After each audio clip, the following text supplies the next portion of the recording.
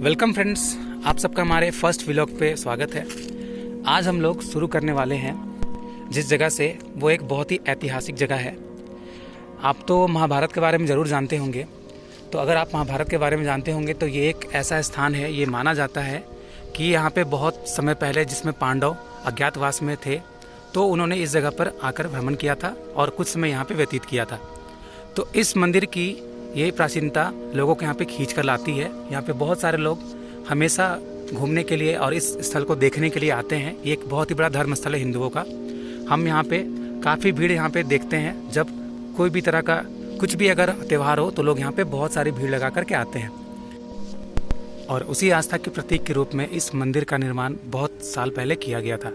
यहाँ पे लोग मकर संक्रांति के दिन पूजा करने के लिए आते हैं। और यहाँ पे एक बहुत ही भव्य, यहाँ पे आप सामने देख सकते हैं, एक बड़ा सा मैदान है। यहाँ पे एक मेला लगता है जहाँ पे लाखों की भीड़ यहाँ पे जमा होती है और बहुत तरह के लोग तरह तरह की जगह से यहाँ पे घूमने के लिए आते हैं। और यहाँ पे एक जो मैं खास बात, आपको सबसे खास बात बताना चाहता हूँ, वो ये है कि पांडवों के द्वारा यहाँ पे एक नदी का निर्माण किया गया था। वैसे तो वो उस समय एक नदी नहीं थी, पर अर्जुन ने एक तीर चलाया था। ये मान्यता यहाँ पे है कि अर्जुन के तीर से एक बहुत ही बड़े जल स्रोत का निर्माण हुआ था, जो हम आपको अभी अगले सेक्शन में दिखाने वाले हैं। तो चलिए हम लोग सीधे वहीं चलते हैं। तो हम लोग चल पड़े हैं उस नदी की ओर जिसका निर्माण अर्जुन के तीर द्वारा हुआ था, और इस नदी का नाम है स्वर्ण रेखा।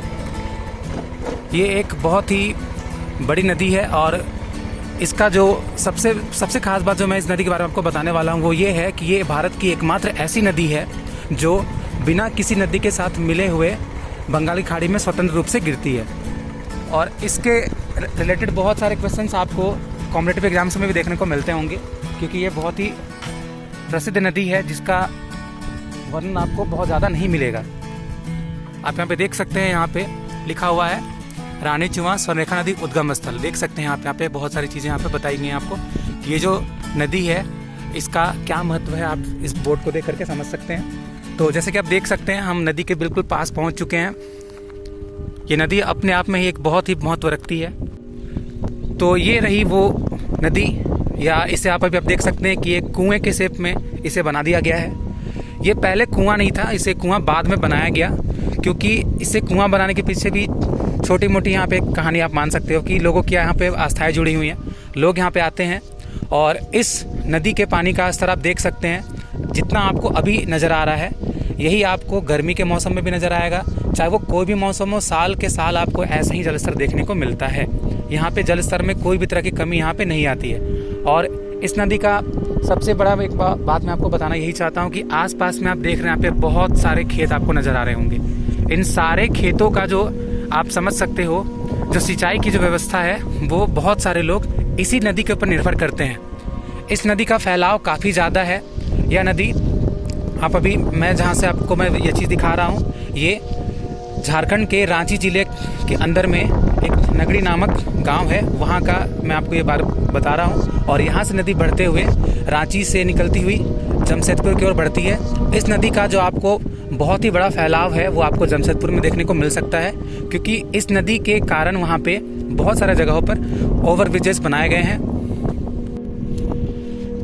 और यहाँ के जल को या इस पूरे नदी को ही यहाँ के जितने भी गाँववासी है, ये जैसे गंगा नदी को सम्मान दिया जाता है, वैसे ही सम्मान इस नदी को भी देते हैं। तो इस नदी के पानी को जब भी यहाँ आसपास के मंदिरों की पूजाएं होती है, या किसी भी नए मंदिर का निर्माण होता है, या किसी भी मंदिर का प्राण प्रतिष्ठा अगर प्रतिवर्ष किया जाता है, तो उसमें जो कलश यात्राएं होती हैं, उन कलश यात्राओं में यहाँ पे काफ़ी लंबी चौड़ी भीड़ आती है और इस नदी के जल को उठा करके वापस मंदिर की ओर प्रस्थान करती है। इसे गंगा नदी के जैसा माना जाता है। इसे लोग यहाँ पर आकर के इसके जल को लेकर के अपने शरीर के ऊपर ऐसे छिड़कते हैं, जिनसे उनका मानना ये होता है कि उनके जो पापों की शुद्धि यहाँ पे हो जाती है। और उसी नदी के समीप में यहाँ पे आप देख सकते हैं एक छोटे से मंदिर का निर्माण भी किया गया है।